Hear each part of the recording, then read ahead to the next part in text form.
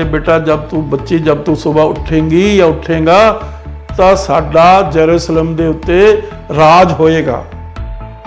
We will be sovereign when you will get up in the morning. एक बहुत बड़ी गल है। सिखां नूं अपने राज बारे भुल्लण दी लोड़ नहीं। मौका आएगा जे कौम सुचेत होएगी, अपनी जबान दे नाल सुचेत होएगी, अपने ਜਿਹੜੇ जो भी उन्हों का धार्मिक ग्रंथ है उस दे नाल लगी होएगी, जुड़ी हुई होगी, उस नाल उहदी समर्पता होएगी और उन्होंने मन दे विच राज करन दा संकल्प होएगा। जिहड़ी माँ ने लोरी दिंदे होए बच्चों के मनां दे विच उन्हां दी मानसिकता दे विच पाया तो तुसी दोबारा राज करन दे लई काबिल होगे। ये अपनी मानसिकता दे विच पाउणी जरूरी आ। जिस एनोलॉजी दे नाल मैं तुहानूं उन्हां दी एग्जाम्पल दे के दस रहा कि राज कोई गुनाह नहीं, राज कोई पाप नहीं है। असी इस धरती दे मालिक हैं, धरती साडी है, असी इस दे सॉवरन हैं। तो इस करके कोई एक गुनाह नहीं, कोई एक पाप नहीं, कोई एक क्राइम नहीं। बड़ी क्लासिकल बुक आ और उसनूं इतिहासकार अपना बाप मनदे आ गिब्बन नूं। उस दे विच उसने लिखिया कि जिहड़े बड़े बड़े एम्पायर आ, बड़ियां बड़ियां जिहड़ियां सल्तनतां हैं वो अपने भार नाल ही गिर जांदियां। तो मेरी यही बेनती आ अपने सिख बच्चों नूं, सिख भरावां नूं, सिख बजुर्गों नूं, सिख भैणां नूं, मातावां नूं कि सुचेत रहो और कोई किसी नाल वायलेंस करने की लोड़ नहीं। लेकिन ब्रेन ऑन टीवी दे सत्कार ਸਰੋਤਿਆਂ नूं बहुत प्यार नाल सत्कार नाल वाहिगुरू जी का खालसा वाहिगुरू जी की फतेह। अज साडी सिख कौम एक बड़े संकटमई समय दे विच दी गुजर रही है। बहुत सारियां गल्लां आ रहीआं कि सिखां नूं इस सिस्टम दे विच, इस मुल्क दे विच इंसाफ नहीं मिल रहा। अगे असीं देख ही चुके हैं पाणियां दे इशू दे उत्ते साडे नाल किड्डी वड्डी कॉन्स्टिट्यूशनल बेइंसाफी होई भी है। इसे तरीके नाल होर मुद्दों ते किस तरीके दे नाल साडे नौजवान बच्चों नूं मतलब उन्हां दियां ह्यूमन राइट्स यानी वायलेशनस होईयां, उन्हां नूं शहीद किया गया, उन्हां नूं जेलां विच सिट्टिया गया। हुण भी अज भी बहुत सारे सिख नौजवान जेलों च बैठे आ। मैं बड़े दुख नाल बड़े दर्द नाल ये गल कह रहा कि अज कोई भी पोलीटिकल पार्टी या कोई भी पोलीटिकल लीडर पंजाब दे विच जिहड़े भी आ, किसी भी पार्टी दे आ, चाहे वो आम पार्टी दे आ, चाहे वो कांग्रेस पार्टी दे आ, चाहे वो अकाली दल आ या कोई होर छोटियां मोटियां पार्टियां जिहड़ियां उगर रही, उन्हां विचों किसी भी लीडर ने ये गल बारे ध्यान नहीं दिता कि साडे बच्चे जिहड़े जेलों दे विच बेगुनाह बच्चे बैठे आ, सालां वधी UAPA एक्ट उन्हां दे उत्ते ला के उन्हां नूं जेलों च सिट्टिया गया कि उन्हां दी भी कोई मतलब आवाज़ सुने और उन्हां नूं भी हक देवे कि वो जेल चों बाहर आउण, अपनी नॉर्मल जिंदगी बसर कर सकन। कई इहो जिहा जिस तरह जौहला बेचारा, उसने कोई गुनाह नहीं किया, उसने कोई वायलेंस नहीं की, बावजूद इस गल दे जिहड़ी अमरिंदर सरकार आ उसने उसनूं UAPA दे विच ला के अंदर सिट्टिया होया। सैकड़े सिख इस तरीके दे नाल सिट्टे हुए। हवारे का किड्डा कसूर आ? तुसी प्राग्या ठाकर नूं बाहर कढ़ लिया, कतल शरेआम कतल किए होए आ, उहनूं मैंबर पार्लीमेंट बना के बिठा दिता और हुण भी जिहड़े उहदे केस आ जांदी नहीं अदालत दे विच, परवाह ही नहीं करदी। इस तरीके नाल समझौता एक्सप्रैस दे विच जिस उन्हें कीता साध ने अटैक कराया, 80-85 बेगुनाह बंदे मारते, उन्होंने बाहर कढ़ के तुसी जुलूस दे विच उसनूं लै गए जिस तरह उसने बहुत बड़ी बहादरी की होवे। साडे नाल ओ यार्ड स्टिक क्यों नहीं अपलाई किया जाता? और साडे जिहड़े बंदे आ बेचारे वो बेगुनाह और वो अपनियां सज़ावां कट चुके आ। और बड़ी दुखदाई गल है कि अज जिहड़ा नवां चीफ मिनिस्टर बनिया चरणजीत सिंह चन्नी, उसने इस बारे कदे भी एक किन्ने दिन हो गए उसने एक गल दे उत्ते कोई आवाज़ ही नहीं बुलंद की। कि उसकी मॉरल रिस्पोंसिबिलिटी नहीं कि पंजाब दे लोग जिहड़े सिख कम्यूनिटी नूं बिलोंग करते आ, जिहड़े बेगुनाह लोग आ जेलों दे विच बैठे आ, उन्हां नूं भी आज़ादी दा हक है, उन्हां नूं भी डेमोक्रेटिक राइट है, उन्हां दे भी ह्यूमन राइट्स हैगे आ। उस बारे वो चुप है, उस दे जिहड़े लिप्स आ सील कीते पए आ। इस तरीके नाल सो काल्ड अकाली दल अपने आप को अकाली दल कहंदा, जिहड़ा कहंदा भी साडी विरासत आ जिस दे विच असीं हमेशा ह्यूमन राइट्स के हक दे विच लड़ते रहे हैं, अज वो क्यों चुप आ? उहदा तां खैर इतिहास ही इस किस्म का बन चुकिया कि जदों पहली सरकार 2012 दे विच बनी सी उन्होंने सुमेध सिंह सैनी ਨੂੰ बुला के हले सौं नहीं सी खाधी, ਉਹਨੂੰ ਕਿਹਾ ਲੈ भी तू DGP बन। तो अज साडे कोल इस किस्म की कोई पार्टी, इस किस्म की कोई लीडरशिप चाहिदी है जिहड़ी कि उन्हां लोकां दे हक्कां दे लई भी लड़े ते आवाज़ बुलंद करे। तो ये गल बहुत ज़्यादा ज़रूरी है, बहुत ज़्यादा लाजमी है, सब तो ज़्यादा इंपॉर्टेंट गल है। तो हुण जिहड़े लोग आ साडे सिख जदों किसी नूं इंसाफ ना मिले तो की कर, तो उन्हां दे नाल हमेशा ही बेइंसाफी हुंदी रही, हमेशा ही धक्काजोरी जुल्मो सितम हुंदा आ रहा है। 1947 तो लैके हुण तक किसी एक चीफ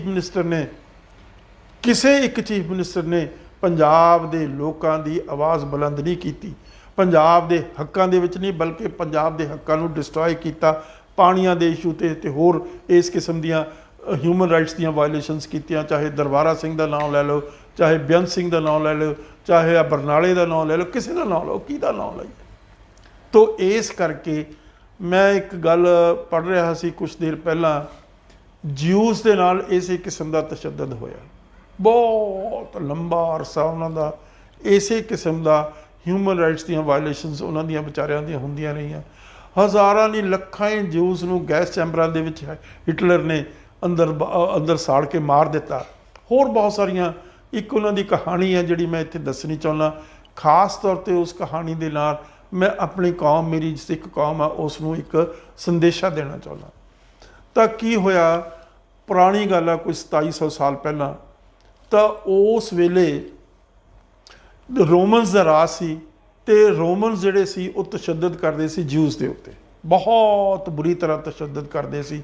हर पहलू तो उन्हां दे उत्ते धक्का कीता जांदा सी, उन्हां दे ह्यूमन राइट्स वायलेट कीते जांदे सी, और उन्हां नूं शहरां विच रहण दी इजाजत भी नहीं सी। वो घटोस कहंदे आ, घटोस दे विच वो बेचारे रहिंदे सी, उन्नी क जगह मार्क कर दित्ती जांदी सी शहर दे बाहर जिथे वो रहिंदे सी बस्तियां अपनियां बना के।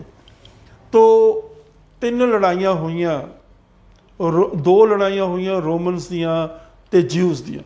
दोनों लड़ाइयां दे विच रोमन्स ने ज्यूस नूं समैश कर दिता, लफ्ज़ समैश यूज़ किया हिस्टोरीयन ने, भी बिल्कुल उन्हां नूं तैश नैश कर दिता। तो जदों 2 उस तो बाद वो बर्बाद हो गए, तो वो फिर उन्होंने सोचा भी हुण असीं करिए तां की करिए। कुछ जिहड़े ज्यूस सी वो रबाई कहंदे, उन्हां दा प्रीस्ट नूं रबाई कहंदे आ, उस दे कोल गए, वो पढ़िया लिखिया विद्वान सी, उस नूं कहण लगे भी दसो असीं की करिए, हुण की करिए। 2 लड़ाइयां असीं हार चुके हैं। जेरूसलम जिहड़ा होलीस्ट ऑफ दी होली सी उन्हां दा, उस नूं उन्होंने प्लो कर दिता, प्लो ने सुहागा फेर देना, मतलब ताकि वह नामो निशान ही मिट जाए। एक सिर्फ वेलिंग वॉल रह गई सी जिथे वो जाके मत्था मार के, हुण भी वो उस जगह पर मत्था मार के रोंदे आ, चीकां मारदे आ, पिटदे आ, वो याद करते आ उन्हां ट्रेजिडीज़ नूं। जिस तरीके नाल साडे ब्लू स्टार अटैक होया, उसने साडे नाल कितना धक्का कीता, साडा होलीस्ट ऑफ दी होली जिहड़ा सी सैंक्टम सैंक्टोरम जिसनूं कहने आ, उसनूं भी समैश कर दिता। तो इसे किस्म की कहानी उन्हां दी विचारियां दी हैगी है ज्यूस दी। तो वो फिर उसनूं कहण लगे भी वो जिहड़ा रबाई सी वो कहण लग्या भी मैनूं तुसीं बाहर लै जाओ, जे तुसीं शहर दे विच बैठ के कीते तां रोमन्स नूं पता लग गया, उन्हां दे सिपाही आके तुहानूं भी मार देणगे, मैनूं भी मार देणगे। वो कहिंदे भी किवें तैनूं, वो कहिंदे कॉफिन च पा लो, जिहदे च मुर्दा पाउंदे आ ना डब्बे जिच, उहनूं कॉफिन कहंदे आ। वो कहंदा कॉफिन च पा के मैनूं तुसीं किसी जंगल च लै जाओ, रिमोट जगह दे उत्ते, जिथे जिहड़े रोमन्स दे सिपाही आ वो मैनूं देख ना सकन। उस तरह उन्होंने किया, उन्होंने जिहड़े सिपाही सी बाहर पहरे ते लगे हुए शहर के बाहर बाउंड्री के उत्ते, वो समझे किसी मुर्दे नूं लिजा रहे हैं ज्यूस आ जिहड़े, तो उन्होंने इजाज़त दे दी। तो बाहर दूर जाके जंगल के विचों उन्हें डब्बा खोलिया, आके बैठ गया। बैठ के उसने उन्होंने एड्रैस किया कि तुसी 2 लड़ाइयां हार चुके हो, 2 लड़ाइयां दे विच तुहानूं रोमन्स ने समैश कर दिता बहुत बुरी तरह, ब्रूटली। तो तीजी लड़ाई ना हुण तुसी लड़िओ, पर एक काम जरूर करिओ। वो बड़े शांत होकर पुछण लगे एंगजाइटी दे विच की काम करिए असीं। ਉਹਦੇ ਨਾਲ ਕਹਿੰਦਾ ਤੁਸੀਂ ਸਰਵਾਈਵ कर जाओगे, वक्त आएगा ਜਦੋਂ कि ਤੁਸੀਂ उस ਸਰਵਾਈਵਲ ਦੇ ਵਿੱਚੋਂ अपनी सॉवरेंटी ਤੁਸੀਂ ਕੱਢ ਸਕੋਗੇ। बड़ी इंटरेस्टिंग गल है, मैनू बड़ी इंटरेस्टिंग लगती है। और ये एनोलॉजी मैं कहना सिख अडॉप्ट कर लैन।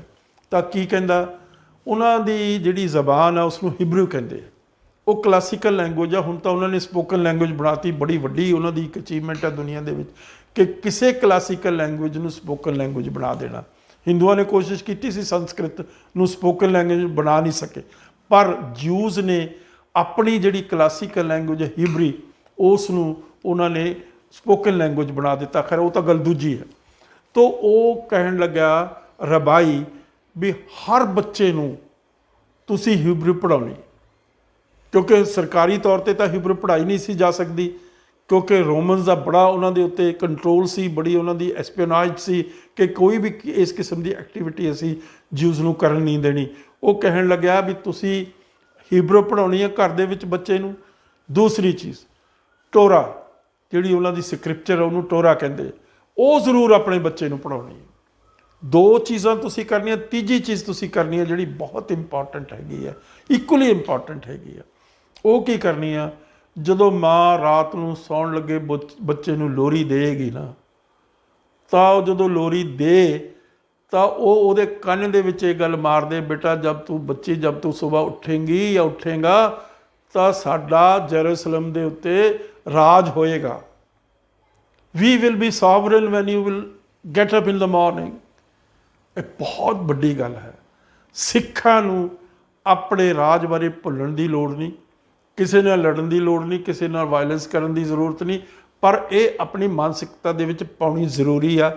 ਜਿਸ ਐਨੋਲੋਜੀ ਦੇ ਨਾਲ ਮੈਂ ਤੁਹਾਨੂੰ ਉਹਨਾਂ ਦੀ ਐਗਜ਼ਾਮਪਲ ਦੇ ਕੇ ਦੱਸ ਰਿਹਾ, ਮੇਰਾ ਇਹ ਮਤਲਬ ਮੈਂ ਆਪਣੀ ਕੌਮ ਨੂੰ, ਸਿੱਖ ਕੌਮ ਨੂੰ ਇਸ ਬਾਰੇ ਸੁਚੇਤ ਕਰਨਾ ਚਾਹੁੰਦਾ ਔਰ ਇਹ ਸੰਦੇਸ਼ਾ ਦੇਣਾ ਚਾਹੁੰਦਾ ਕਿ ਰਾਜ ਕੋਈ ਗੁਨਾਹ ਨਹੀਂ, ਰਾਜ ਕੋਈ ਪਾਪ ਨਹੀਂ ਹੈ।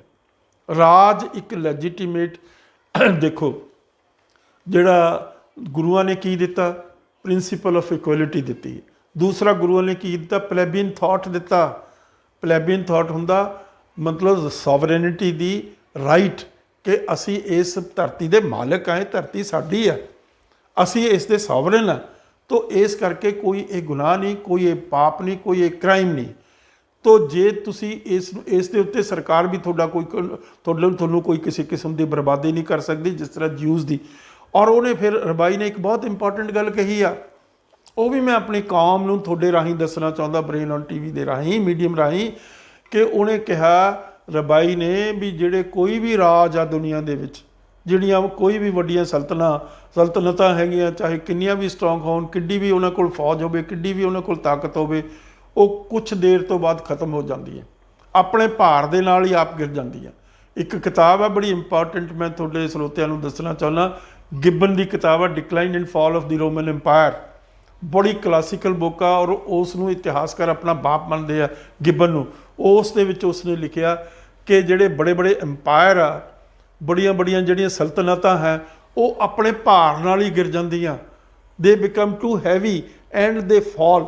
ਉਹ ਕਹਿਣ ਲੱਗਿਆ ਰਬਾਈ ਮੌਕਾ ਆਏਗਾ ਜੇ ਕੌਮ ਸੁਚੇਤ ਹੋਏਗੀ, ਆਪਣੀ ਜ਼ਬਾਨ ਦੇ ਨਾਲ ਸੁਚੇਤ ਹੋਏਗੀ, ਆਪਣੇ ਜੋ ਵੀ ਉਹਨਾਂ ਦਾ ਧਾਰਮਿਕ ਗ੍ਰੰਥ ਆ ਉਸ ਦੇ ਨਾਲ ਲੱਗੀ ਹੋਏਗੀ, ਜੁੜੀ ਹੋਈ ਉਸ ਦੇ ਨਾਲ ਉਹਦੀ ਸਮਰਪਿਤਾ ਹੋਏਗੀ, ਔਰ ਉਹਨਾਂ ਦੇ ਮਨ ਦੇ ਵਿੱਚ ਰਾਜ ਕਰਨ ਦਾ ਸੰਕਲਪ ਹੋਏਗਾ। ਜਿਹੜੀ ਮਾਂ ਨੇ ਲੋਰੀ ਦਿੰਦੇ ਹੋਏ ਬੱਚਿਆਂ ਦੇ ਮਨਾਂ ਦੇ ਵਿੱਚ, ਉਹਨਾਂ ਦੀ ਮਾਨਸਿਕਤਾ ਦੇ ਵਿੱਚ ਪਾਇਆ, ਤਾਂ ਤੁਸੀਂ ਦੁਬਾਰਾ ਰਾਜ ਕਰਨ ਦੇ ਲਈ ਕਾਬਿਲ ਹੋਵੋਗੇ, ਜਿਹੜਾ ਕਿ ਉਹਨਾਂ ਨੇ 1949 ਦੇ ਵਿੱਚ ਕਰਕੇ ਦਿਖਾ ਦਿੱਤਾ। ਅੱਜ ਜਿਹੜਾ ਜਿਊਜ਼ ਹੈਗੇ ਆ, ਉਹ ਦੁਨੀਆ ਦੇ ਵਿੱਚ ਬਹੁਤ ਆਬਾਦੀ ਉਹਨਾਂ ਦੀ ਸਿੱਖਾਂ ਨਾਲੋਂ ਭਾਵੇਂ ਨੰਬਰਾਂ 'ਚ ਘੱਟ ਆ, ਪਰ ਉਹ ਇੱਕ ਬੜੀ ਤਾਕਤਵਰ ਕੌਮ ਹੈ। ਤਾਕਤਵਰ ਕੌਮ ਆ ਇਸ ਕਰਕੇ ਕੌਮ ਆ ਕਿ ਸੁਚੇਤ ਆ ਉਹ ਆਪਣੇ ਰਾਜ ਲਈ, ਸਮਰਪਿਤ ਆ ਉਹ ਆਪਣੇ ਗ੍ਰੰਥ ਲਈ, ਸਮਰਪਿਤ ਆ ਉਹ ਆਪਣੀ ਜ਼ਬਾਨ ਦੇ ਲਈ। ਤੋਂ ਮੇਰੀ ਇਹੀ ਬੇਨਤੀ ਆ ਆਪਣੇ ਸਿੱਖ ਬੱਚਿਆਂ ਨੂੰ, ਸਿੱਖ ਭਰਾਵਾਂ ਨੂੰ, ਸਿੱਖ ਬਜ਼ੁਰਗਾਂ ਨੂੰ, ਸਿੱਖ ਭੈਣਾਂ ਨੂੰ, ਮਾਤਾਵਾਂ ਨੂੰ ਕਿ ਸੁਚੇਤ ਰਹੋ ਔਰ ਕੋਈ ਕਿਸੇ ਨਾਲ ਵਾਇਲੈਂਸ ਕਰਨ ਦੀ ਲੋੜ ਨਹੀਂ, ਲੇਕਿਨ ਆਪਣੀ ਮਾਨਸਿਕਤਾ ਦੇ ਵਿੱਚੋਂ ਸਿੱਖੀ ਅਤੇ ਸਿੱਖ ਰਾਜ ਨੂੰ ਮਤਲਬ ਓਹਲੇ ਕਰਨ ਦੀ ਜ਼ਰੂਰਤ ਨਹੀਂ ਹੈ। ਉਸ ਨੂੰ ਆਪਣੇ ਮਨਾਂ ਦੇ ਵਿੱਚ ਵਸਾਈ ਰੱਖੋ ਔਰ ਉਸ ਦਾ ਜਿਹੜਾ ਹੈਗਾ ਅੱਗੇ ਮੈਸੇਜ ਆ ਜਿਹੜਾ ਉਹ ਆਪਣੇ ਆਉਣ ਵਾਲੀਆਂ ਪੀੜ੍ਹੀਆਂ ਨੂੰ ਦਿੰਦੇ ਰਹੋ। ਧੰਨਵਾਦ। ਵਾਹਿਗੁਰੂ ਜੀ ਕਾ ਖਾਲਸਾ, ਵਾਹਿਗੁਰੂ ਜੀ ਕੀ ਫਤਿਹ।